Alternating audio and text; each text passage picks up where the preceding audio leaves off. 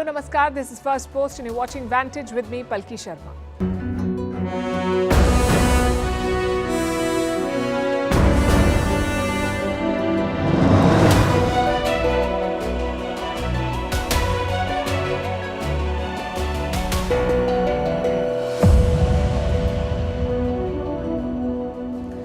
This weekend, we hosted the inaugural Defence Summit of Firstpost. From India's Defence Minister to Army Chief and DRDO Chief to former Prime Ministers and Defence Ministers of India's strategic partner countries, local defence manufacturers and international players, we got stakeholders from all sides to talk about self-reliance, securing the seas, artificial intelligence, diversification and the future of conflicts. For those of you who joined these conversations, thank you.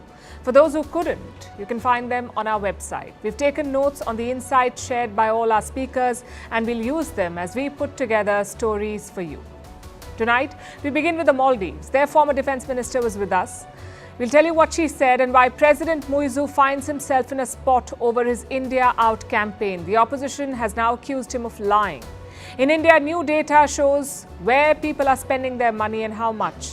In the US, Donald Trump has beaten Nikki Haley in her home state, but he faces a bigger challenge ahead. We'll discuss that. In Ukraine, talk of a peace offering to Russia as the war enters the third year. In Pakistan, a woman harassed by a mob over her dress. In Europe, Sweden is all set to join the NATO, but what does it change? In Brazil, thousands of people march in support of former President Jair Bolsonaro. In Algeria, the biggest mosque in Africa, inaugurated amid a lot of controversy. In Bangladesh, the government has banned the adoption of elephants. We'll tell you why.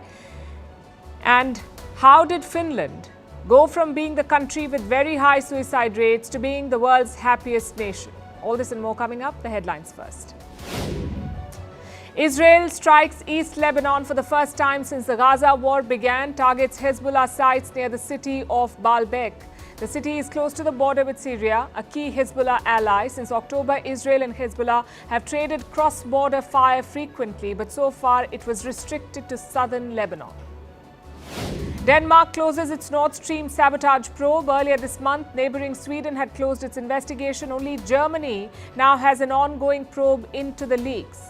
In September 2022, 4 large leaks were discovered on Nord Stream's 2 pipelines. In Pakistan, Nawaz Sharif's daughter takes charge of Punjab, its most populous region. Maryam Sharif is elected Punjab's chief minister. She becomes the first woman in the country to govern a province. Pakistan's Punjab province has 127 million people, which is more than half of the national population. Cristiano Ronaldo in the line of fire, facing backlash for allegedly making an obscene gesture. This incident took place after his team Al Nassr's win in the Saudi Pro League yesterday. Chants of Messi reportedly angered Ronaldo, which led to the gesture. And over 2 million animals have died in Mongolia this winter. The landlocked country has had an extreme winter. Most of the livestock died from starvation and exhaustion. The United Nations blames climate change for this severe winter in Mongolia.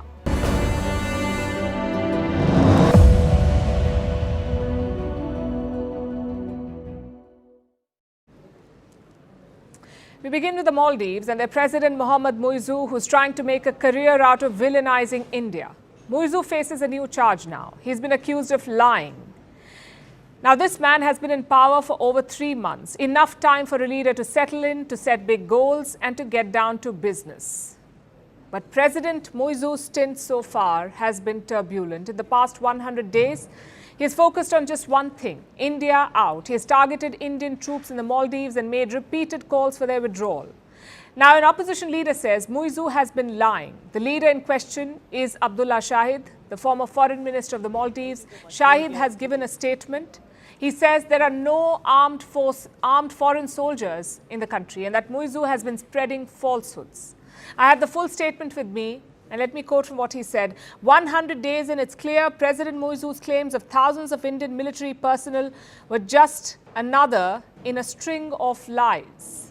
The current administration's inability to provide specific numbers speaks volumes. There are no armed foreign soldiers stationed in the country. President Muizzu is yet to respond to this, but the facts of this case are easy to establish. Thousands of Indian troops in the Maldives is a gross exaggeration. Malé is yet to share the specific numbers, as this former minister also said, but by most accounts, there are around 70 Indian security personnel in the Maldives, 70, not thousands. And Muizzu has been pushing for their return. That's the first task he took up after taking oath, and he's been talking to and talking at New Delhi about this ever since. India, of course, is obliged, respecting the sovereign decision of a neighbor, however ill-advised. So by the month of May, civilians will replace these soldiers. But the open confrontation with India is hurting President Muizzu. He faces an election next month. This one is going to be a parliamentary election in the month of March, scheduled for the 17th of March, in fact. And Muizzu is desperate to win this election. You see, while he may be the president of the Maldives, he doesn't control the parliament. His party and the ruling alliance do not have a majority in parliament. And without a majority, Muizzu's government is handicapped, also potentially vulnerable. Only last month, the opposition tried to impeach the president. After lawmakers clashed in the parliament, this was over cabinet appointments. The opposition held Muizzu responsible for those clashes. They tried to initiate impeachment proceedings. The government then moved to the Supreme Court, and that's where the matter is now, pending in court. Without a verdict, the opposition cannot file the motion, the impeachment motion. Plus, there's another technicality that Muizzu is hiding behind. The Maldivian parliament has 87 seats. In order for the impeachment to go through, the opposition needs 58 votes. But right now, 7 seats are vacant. So basically, according to the new number, they only need 54 votes to impeach the president. The opposition has 56, 2 more than the required number. So they say they can impeach President Muizzu. But the president's supporters argue that there can be no impeachment without a full house. So those 7 vacant seats are a technicality, and the bid remains stalled, although it can very easily be revived after the court's decision and the election. So for the Muizzu camp, an election victory is the only option they have if they are to survive. They need a majority in parliament to stop the impeachment. And that victory, that majority, is not assured. While the India Out campaign propelled Muizzu to power, the momentum is fizzling out. Here's what the opposition says. The president is realizing, that he's never, been elected to a major position as such. During Yamin's time, he was the housing minister. He was the Malé mayor. But then he could, whatever he didn't do, he blamed it on the government. Whatever he did, he did. And I thought maybe he thought he was the president of the world. He could do whatever you wanted. That was Maria Didi, former defense minister of the Maldives. She was in New Delhi over the weekend to participate in the Firstpost Defense Summit. She believes that the Muizzu government is now softening its position vis-a-vis India. Recently, there was a military exercise in the Indian Ocean. The drill was called Dosti, meaning friendship. And the Maldives joined this drill with Sri Lanka and India. So it's not a complete breakdown. Muizzu is posturing for his domestic audience. He's angling for Chinese money, and then also participating in a military drill with India. It's mixed messaging. It's also a very risky game. The people of the Maldives are watching. They will vote again next month and deliver a verdict on President Muizzu and his India Out campaign. What's the best way to know more about someone? Just look through their bills. Spending patterns tell us a lot about people, what they prioritize, what they ignore, and what they value. So tonight we're looking at India's bills. Where did Indian households spend their money? The answer lies in the Household Consumption Expenditure Survey. It is prepared by the Ministry of Statistics. The latest one covers 2022 and 2023, and it has 5 major takeaways. Number 1, rural India is now consuming a lot more. In 2011, the average monthly rural consumption was around 1,400 rupees. Now it is more than 3,700 rupees, from 1,400 to 3,700. That's a 164% rise. In fact, rural India outperformed urban India. Here in cities, consumption increased by 146%. So that's good news overall. Takeaway number 2, Indians are spending less on food. Again, let's look at the numbers. In 2011, food made up almost 53% of rural spending. If you go back to 1999, it was almost 60% of the spending. But the latest figure is 46%. So less than half of rural spending is on food. Same in urban India. Cities used to spend 48% of their income on food. Now they spend just 39% on it. I guess the question is why? Because that's how the human mind and economics work. Indians now earn more than before, and when income rises, you spend a lesser share of it on food. You diversify your purchases. You start buying other things, maybe a bit of luxury, maybe some gadgets, maybe some experiences like travel. Now, this trend was deduced back in the 19th century. But as data shows, it is still relevant. And just to be clear, this does not mean that Indians are eating less. It means they're earning more. And from their overall income, a smaller share is being spent on food. Which brings us to takeaway number 3. What is India eating? Again, we see a major shift. For a long time, the Indian diet was based on cereals and pulses, basically food grains. Just look at the data from 2011. Almost 26% of rural food spending was on food grains. What does that mean? Assume that your food expenditure per month is 100 rupees. You spend 100 rupees every month on food. Then out of this, 26 rupees was used to buy food grains, cereals and pulses, more than a quarter. But now that share is down to 15%. Again, the question is why? Because rural Indians are now buying other things. The share of milk is 18%, fruits is 8%, animal protein is 11%, and processed food is 20%. Same in urban India. 4 categories make up 65% of food spending in Indian cities: milk, animal protein, fruits, and processed food. Now, this shows a clear change in consumer behavior. The average Indian is buying new things. They're buying more fruit, more animal protein, and a lot of processed items. It's a sign of increasing income. It's also a good sign for nutritional standards because fruits and vegetables have important nutrients. Meat and eggs have protein. So the end result is a balanced diet, but I must say here the processed food bit is slightly worrying. You do not want to be spending too much on sugary drinks and colas. Now, takeaway number 4, more discretionary spending. We briefly touched upon this. Indians are spending more on durable goods, things like televisions and refrigerators. This is true in rural and urban India. Rural India spending on durables was just 2.6% in 1999. It has now risen to 6.9%. In urban India, it has risen from 3.6% to 7%. Again, this has knock-on effects, this kind of change in spending patterns. A fridge preserves your food for longer periods. A washing machine cuts down your chores. A computer speeds up your work. So these durables are making our lives easier. They're making us more productive. I know all of this sounds great, but takeaway number 5 is a downer. Yes, things are improving, but inequality persists. The poorest 5% in rural India spend just 46 rupees per day, the bottom 5%. In urban India, the poorest 5% are spending 67 rupees per day. Compare this to the top 5%. They spend 350 rupees per day in rural areas and 700 rupees per day in urban areas. Now look at this gap.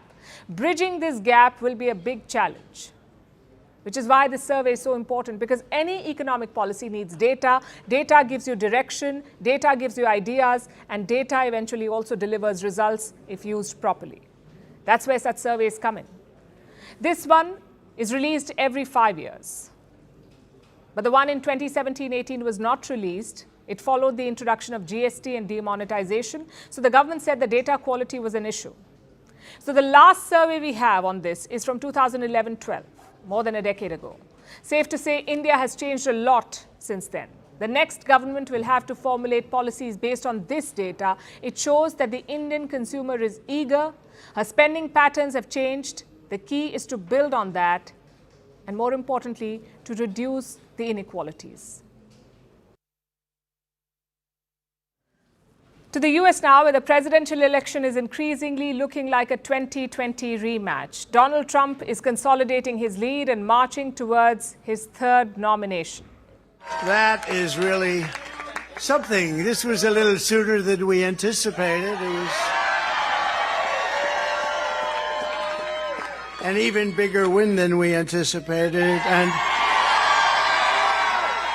I was just informed that we got double the number of votes that has ever been received in the great state of South Carolina. Trump won the Republican primary in South Carolina, meaning Republican voters in this state want Donald Trump to be their presidential nominee. Why is this important? Because this is the home state of Nikki Haley. So this story is not so much about Donald Trump's win as about Nikki Haley's loss. She has lost her home state and she's the only one challenging Trump in the Republican camp, the only other contender in this race. Or is she? Did she ever have a real chance? I ask because the margins tell a story. Trump won by a lead of 20 points. And this is his fourth consecutive victory. He got almost 60% of the vote in South Carolina. Nikki Haley got about 40%. And it's this vote bank that she's still counting on. She hopes to build on it and to make a comeback.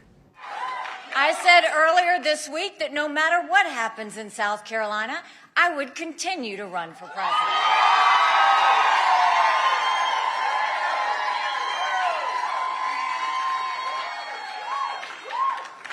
I'm a woman of my word. Now, it's good to be optimistic, but Nikki Haley has a mountain to climb. She has suffered 4 straight defeats, including 1 to none of the above. None of the above. That option got more votes than Nikki Haley in Nevada, and that says something.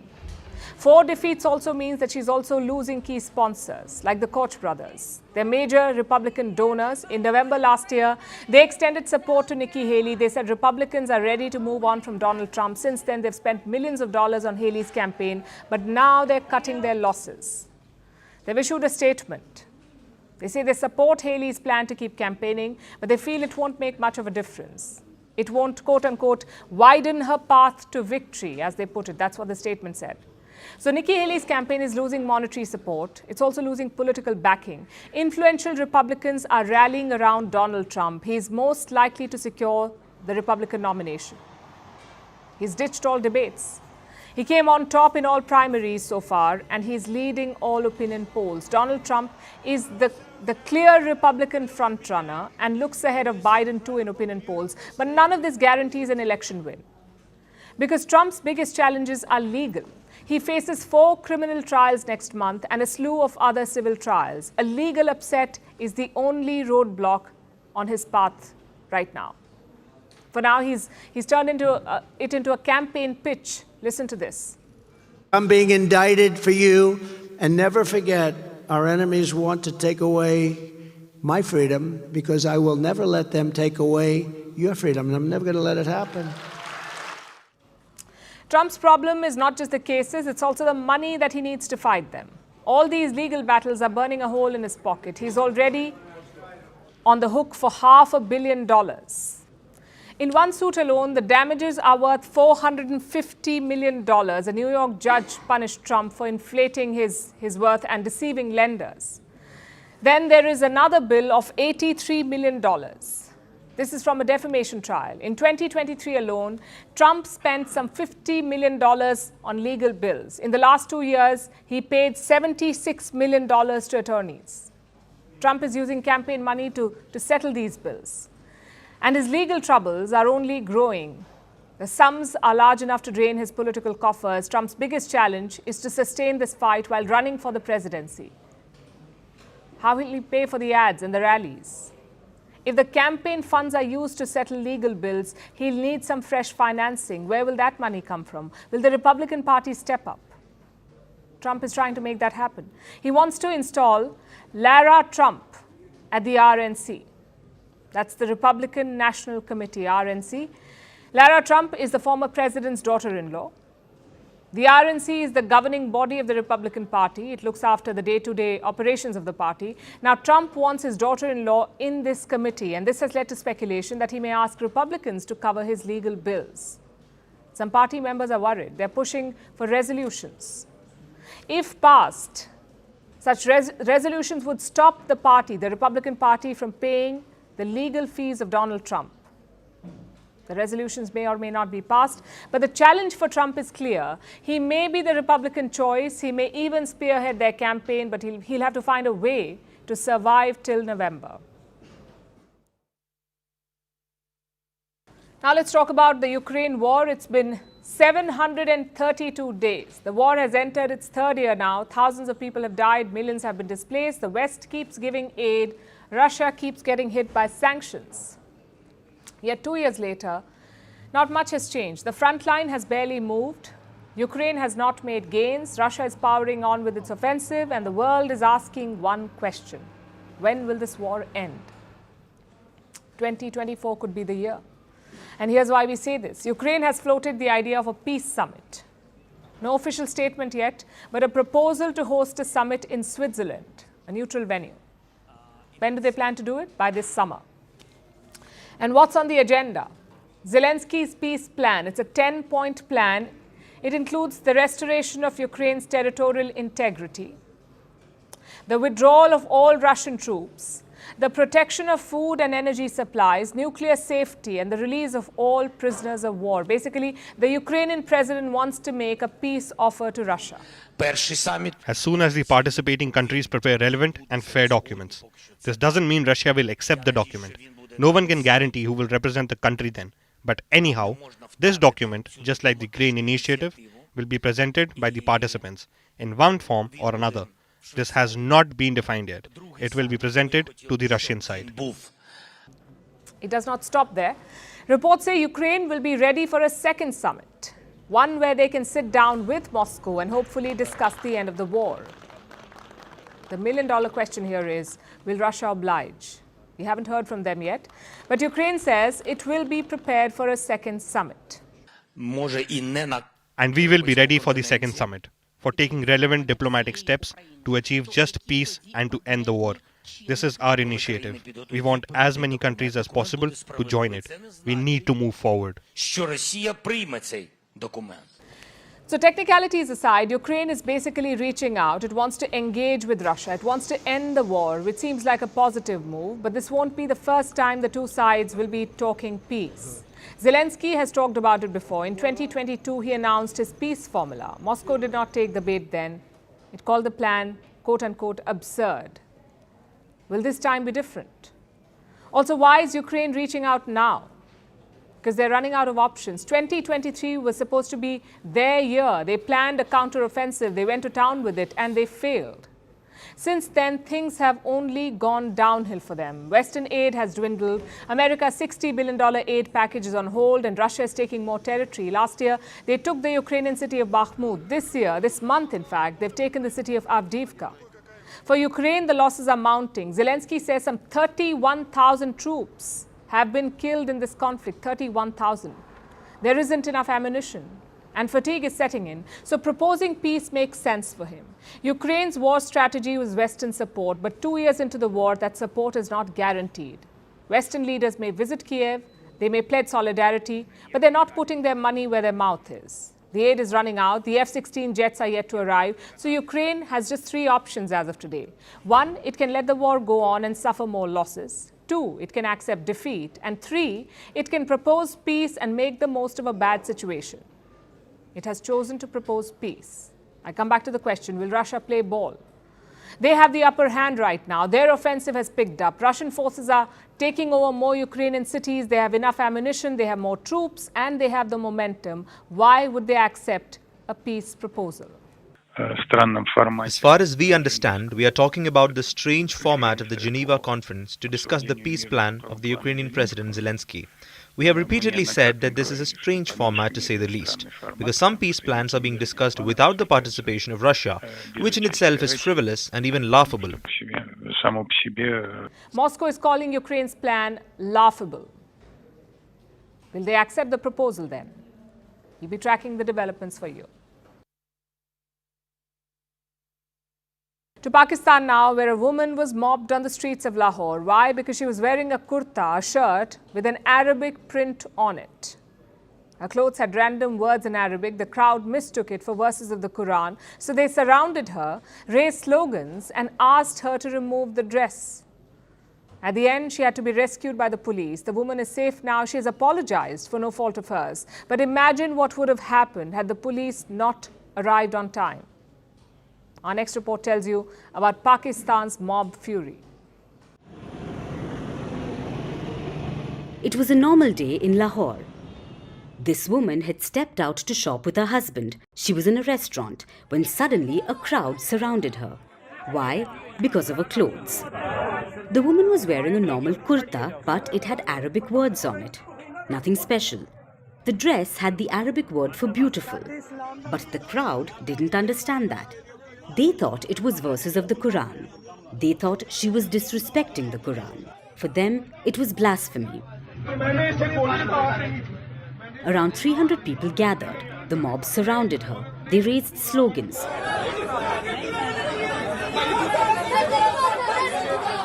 They wanted her to take her dress off. Some even threatened to behead her. Amid all this, the woman stood alone. She was covering her face. She was scared. She didn't know what the mob could do next. That's when the police came in. They were called to the restaurant. They tried to pacify the crowd, but it was all in vain. That's when a female police officer jumped into action. Officer Naqvi tried to negotiate with the crowd. She had some success there. She went inside the restaurant and started helping the scared woman. The woman then changed into a burqa. She covered her face and finally got out of the restaurant. The police formed a chain around her. She was then escorted to the police station. Muslim scholars were called to the station. They confirmed that it was just Arabic calligraphy, not the verses of the Quran. But still, the woman apologized. She was not at fault, yet she still said she didn't want to hurt anyone. She was in Lahore to do some shopping and has since left the city. The Chief of Punjab Police is now calling for Naqvi to receive an award for her bravery. Blasphemy is punishable by death in Pakistan. Blasphemy convictions are common in the country. At least 50 people are in custody over blasphemy charges, but many are lynched to death, even before any judicial trial. They are usually killed by mobs, even if the allegations aren't proven. Since 1990, at least 85 people have been killed just over blasphemy allegations. Some parties have even called for blasphemers to be beheaded. In August 2023, a mob burned Christian churches and houses in Faisalabad. They accused the community of desecrating the Quran. The blasphemy law is often used against Pakistan's minorities. This incident could have escalated if the police did not reach on time. And all of this happened just a day before Punjab got its first female chief minister. Mariam Nayaz will now rule the state. But can she keep the mob under control?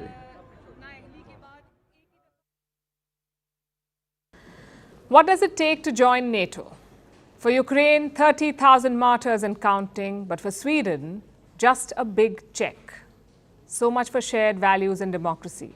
Sweden was always a neutral country, not aligned to the West or Russia. It's a policy that has kept them at peace. Sweden's last war was in 1814. But when Russia invaded Ukraine, that changed. Two non-aligned countries applied to join NATO, Finland and Sweden. Finland joined last year, but Sweden's entry was held up by two members, first Turkey, then Hungary. But not anymore. Hungary's government has agreed to let Sweden join. Their parliament will vote later today. But it's a mere formality. By tomorrow, NATO will have 32 members. How consequential will that be? Well, Sweden is a handy military power. They are ranked 29th in the Global Firepower Index. They have cutting-edge submarines. They also have the homegrown Gripen fighter jets. So Sweden can fortify NATO's Baltic flanks. That's the military angle. And politically, it's a setback to Vladimir Putin. His war was supposed to deter NATO's expansion. Instead, two new members have joined the group. I guess that's a strategic win for the West. But we have two questions to ask. Number one, what is the cost of this NATO expansion? Not the financial cost, the political cost. And number two, why does NATO need more members? Let's look at the cost first. Turkey was the first roadblock to NATO expansion. They said Finland could not join. Why? Because they shielded Kurdish dissidents. Now, the Kurds are an ethnic group in Turkey. They are political rivals of President Erdogan, so he played hardball. He got Finland to lift the arms embargo on Turkey. He also got them to loosen extradition rules. In exchange, he approved Finland's application. Then came Sweden. This time, Erdogan upped his demands. He wanted the US to give him fighter jets, specifically the F-16s. Again, Washington caved. Once Erdogan approved Sweden's bid, the White House agreed to sell F-16s to Turkey. Which brings us to Hungary. What is Prime Minister Viktor Orbán getting? A massive defense deal. I have talked to the Swedish PM several times, and today we will close this process. We will finalize all pending issues and we will sign a defense industry deal, a serious one considering Hungary's size. And we will also lay down some decisions or goals about military cooperation. 4 Gripen jets are on the table. Reports say Hungary will buy them from Sweden. Now, I don't know about you, but that sounds like a barter or maybe even a bribe. Sweden sells fighter jets to Hungary. In return, they get NATO approval. Doesn't sound very responsible or fair, does it? Well, that's NATO for you. They keep talking about shared values and democracy, but in practice, it's all about poking Russia. Just look at all the compromises that they've made. Tweaked their national laws, put Kurdish dissidents at risk of extradition, and then sold weapons. This is not how an alliance organically expands. This is a strategic poke. So to answer the first question, the cost of NATO's expansion is its own self-proclaimed values. Now to the second question. Why does NATO need more members? Same answer, to poke Russia. Before 2021, NATO was almost asleep. French President Macron called it brain dead. But the Ukraine war jolted it back to life. Suddenly, NATO was back in action. Having said that, this is not the NATO of the 20th century. This is a divided and weak NATO. Just look at what's happening in the US. Donald Trump doesn't care about this alliance. He said he would encourage Putin to attack NATO members. Same with Turkey and Hungary. They don't care about NATO's strategic objectives. They're looking for the next deal, maybe a fighter jet or killer drones. So NATO's relevance has to be questioned again. What ties this alliance together? Will they actually defend each other if attacked? And most importantly, who's the villain here? There was talk of NATO pivoting to Asia. The likes of Australia and Japan were invited to the annual NATO summit. But things haven't taken off. Why? Because there is no political will. NATO was never an alliance for something. It was always against something. But today's NATO members cannot agree on that. For example, Hungary's Orbán does not see Putin as a threat. He sees him as a reliable energy supplier. I could say the same about Turkey's Erdogan. So the NATO has been reduced to a flashy centerpiece. You wanted it, so you bought it. But you're not quite sure where to put it. Our next story is from Brazil, from the streets of Sao Paulo. Yesterday, they were awash in yellow and green. Thousands marched while wearing Brazil's national colors. It wasn't because of a football match. There wasn't even a carnival. It was a show of political support for this man, Jair Bolsonaro, the former president of Brazil, also sometimes called the Trump of the tropics. Bolsonaro sent out a call for support. He claims that he's being politically persecuted, being falsely accused of plotting a coup. Thousands of his supporters believe him, and they showed up to support their leader. Here's our report. 185,000. That's the number of people who took to the streets of Sao Paulo yesterday. Decked in yellow and green, they took over the city's Paulista Avenue.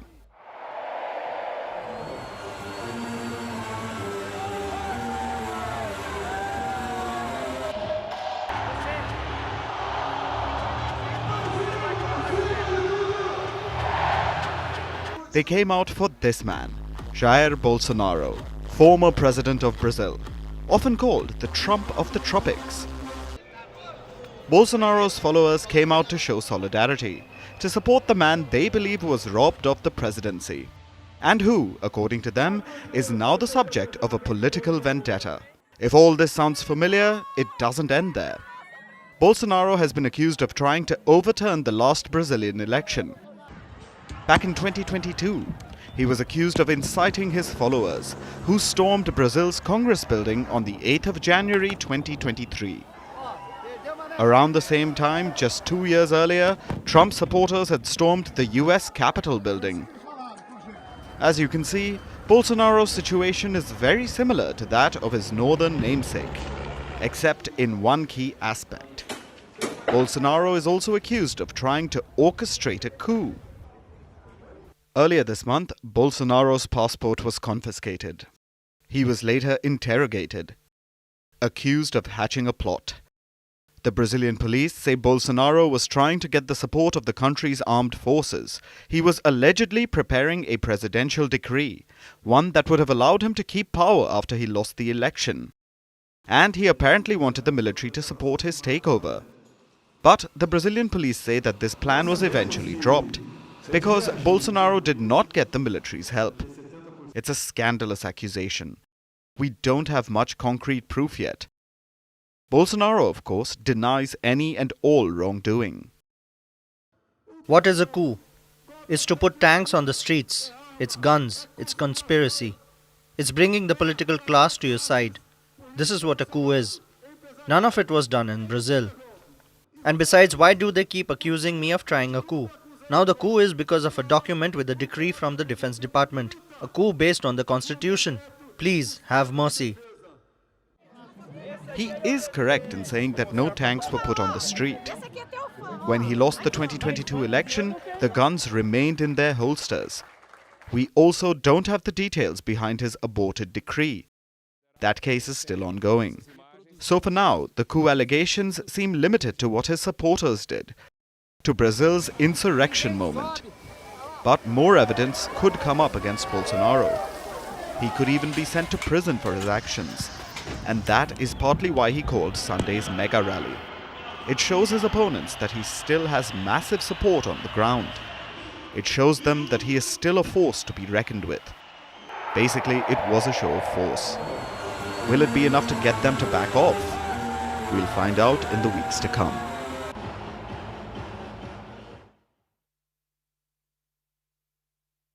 Now let's turn our attention to Northern Africa, to Algeria. Algeria is the largest country in Africa by size. It's also the largest country in the entire Arab world, so it makes sense that the country would want similarly massive infrastructure. Yesterday, it took a step in that direction. Algeria officially inaugurated the Great Mosque of Algiers. The Algiers Mosque is the third largest mosque in the world in terms of size and architecture, and the largest in Africa where we are. It will be, God willing, the starting point for this new invitation to Islam. It's the largest mosque outside of Mecca and Medina, the largest in all of Africa. It also has the tallest minaret in the world, reaching a height of 265 meters or 869 feet. The structure sprawls over almost 28 hectares of land. Its prayer hall alone can accommodate 120,000 people. The mosque is grand in every sense of the word. It also proposes to champion a grand mission.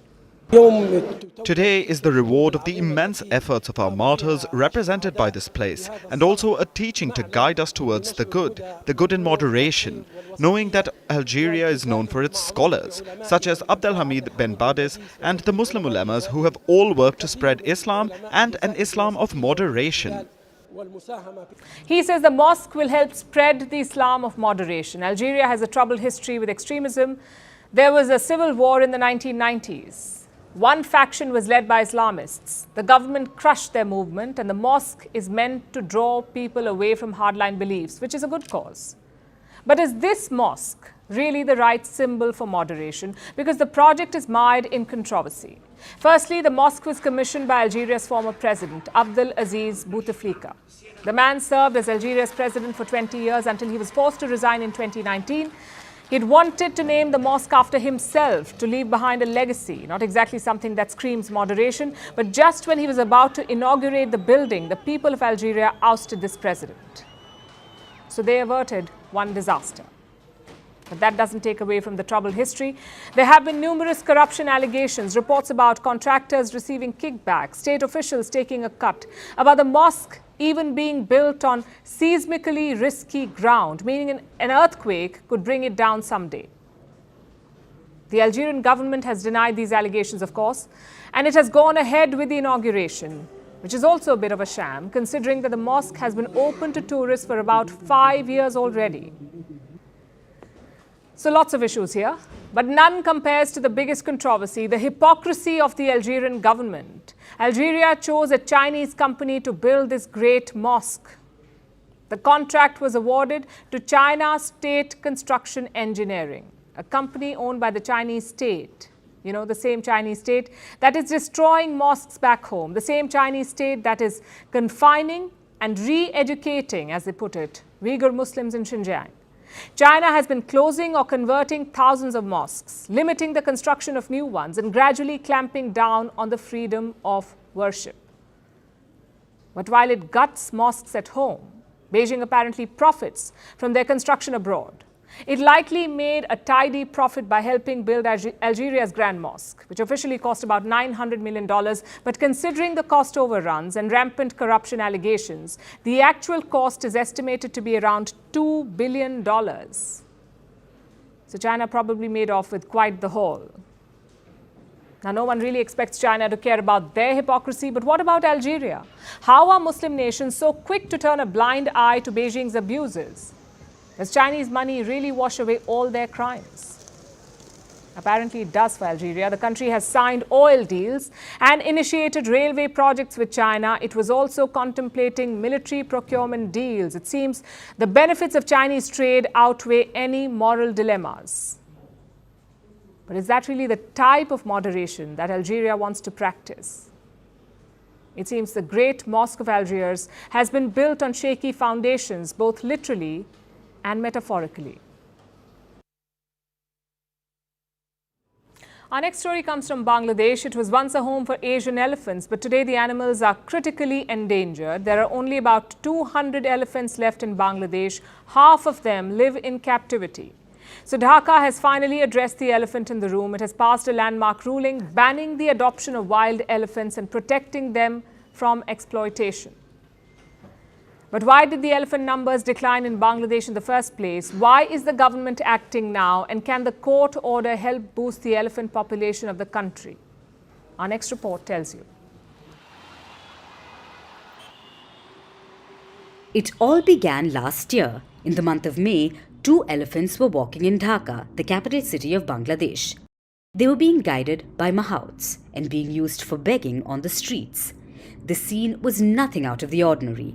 That is, until the mahouts began guiding the elephants along train tracks at a railway station. But shortly after, a train hit one of the elephants, leaving the animal dead on the spot. The mahouts fled the scene immediately and took the other elephant with them. This incident shocked Bangladesh. There were protests, animal activists spoke up, so did college students. People came together and united in demanding justice for the dead elephant.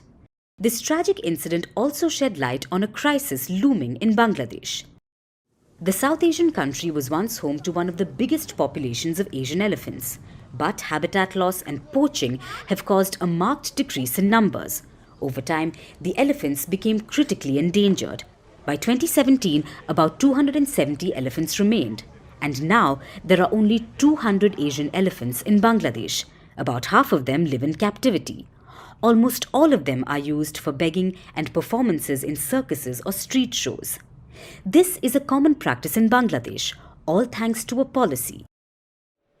The Dhaka government allowed young elephants to be taken into captivity as long as the forestry department issued licenses to logging groups.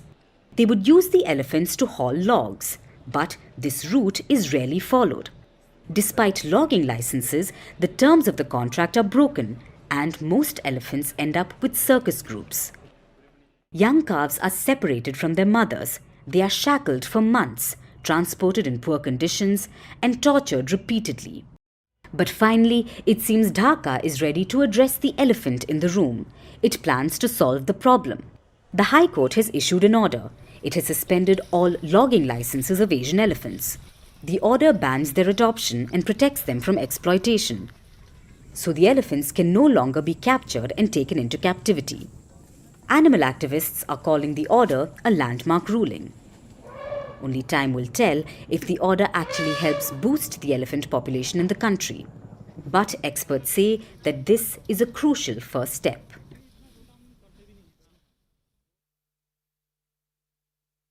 The Webster Dictionary defines happiness as a state of well-being and contentment. For most people, being happy is a personal goal, but for governments, it is an operational objective. So how can nations achieve happiness? By ranking highly on a number of parameters: stability, freedom, public safety, social progress. But not all countries make the cut. Being a truly happy nation, much like being a happy human, is not that common. Report after report will tell you this. The most prominent among them is the World Happiness Report. Its first happiness index was published about a decade ago, and 6 out of these 10 years, one country has remained on top: Finland. It's a small northerly nation with a population of just 5.6 million people, and it has become the poster child for happiness. Finland is branded as the world's happiest country. But did you know that it wasn't always the case? Only a few decades ago, Finland had one of the highest suicide rates in the world. 1990 was a particularly dark year. That's when suicide mortality rate reached a peak. That year, Finland recorded 1,512 deaths by suicide, more than 1,500 deaths by suicide. Its population then was just under 5 million. So over 1,000 deaths is a big number. Experts say alcohol abuse was the biggest factor. Apart from that, the depression rate was soaring. But Finland has come a long way since. By contrast, in 2022, Finland had 740 suicides. So over the past 3 decades, Finland has halved the number of suicides. How did they do it? The secret to their happiness is multifold. Finnish national culture supports time spent with friends, but also time spent alone. Additionally, Finland has beautiful forests and lakes. It is Europe's most forested country. Finland also has low unemployment levels, low rates of inequality, and high rates of trust and security. But the biggest reason was this: a policy push. Finland puts mental health at the front and center of its governance. Mental health services are a nationwide priority in the country. Municipal authorities are in charge of it. They are heavily subsidized by taxes. Huge budgets are allocated. This year, in fact, $391 million have been put aside for this, which means fewer citizens struggle to get help. And that's not all. Since the 1990s, Finland has run suicide prevention projects. They have improved care for depressive disorders and allowed early detection. There are awareness programs as well, not just for the public, but also healthcare providers and journalists. There is a robust national suicide crisis helpline. These projects have evolved with time. And now there are digital resources as well. All health districts have online mental health services like self-help tools or video therapy sessions. And all of this has helped them.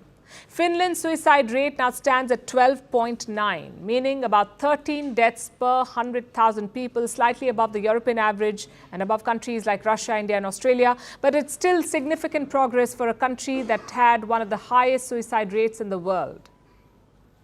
Finland's success proves that the right policy can make all the difference. It's a lesson for other countries to take.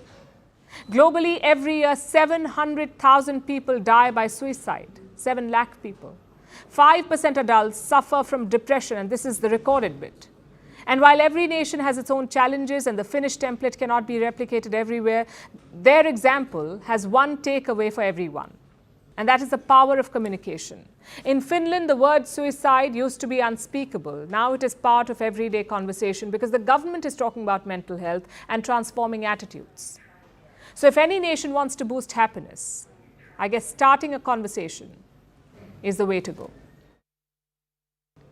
And now it's time for Vantage Shots, images that tell the story. In Brussels, protesting farmers throw bottles at the police. In New York, the annual Lunar New Year parade lights up the city with traditional lion and dragon dances. And in China, takeout lovers were in for a surprise after their food orders were delivered by drones. Finally, we're taking you back in history. On this day in 1993, the World Trade Center was bombed. The bomb exploded in the parking garage, killing 6 people and injuring more than 1,000. Islamic militants were behind this blast. We're leaving you on that note. Thanks for watching. We'll see you tomorrow.